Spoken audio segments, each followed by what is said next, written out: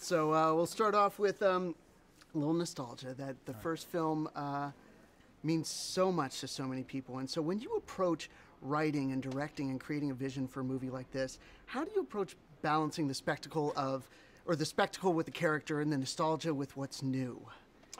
I don't know. It was a series of instincts, and I was constantly pushing back against that desire to make it a fan film, to pull in all of the things that we love from those earlier movies, because there is an inherent satisfaction in that.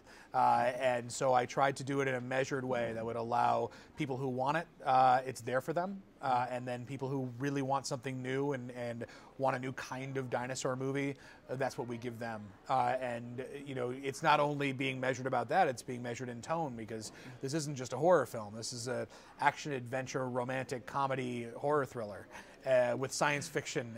And so there's a lot of elements at play, and to be able to balance all of those things in something that has a consistency to it is a great challenge for a filmmaker, both from a writing and a directing standpoint. And you have those human moments, they're very real human stories, which the script, for some spectacle movies, some people would say is better than any right for it to be, but it has the human stories behind it. How important is that for you to allow people to connect with the characters, to believe in the action? I think it's crucial, and it's what matters most. In a film like this, if you don't care about the people, they might as well just get eaten. Like, let's make it a 20-minute movie, because I feel like these characters, for each of us, for everyone in the audience, this movie has to work for people from 8 to 80 for it to be the movie I intended to make. And therefore everyone needs to identify with a character, see a little bit of themselves in that person, and that's what will allow them to feel fear. And if we don't have people that feel like somebody or somebody that you feel you can at least relate to, you're not going to be scared. I don't know if that's a real equation, but that's what made sense to me. Yeah. And one of the germs of the idea came from Steven Spielberg saying the park is open. Mm-hmm. And here we see a full operational park. And as you've got this treasure trove of ideas and new concepts in the film, what attraction is your favorite? What attraction would you want to go to if you were going to Jurassic World?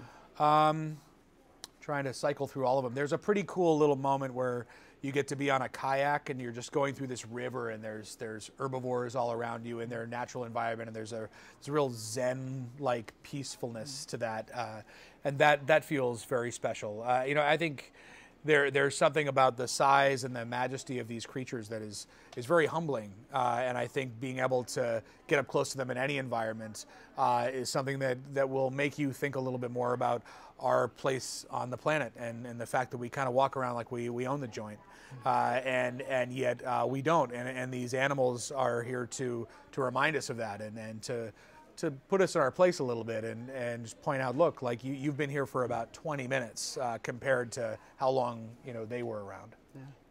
And something that the film leaves you feeling a whole lot with the wonder and awe and spectacle. What do you want audiences to experience in this film?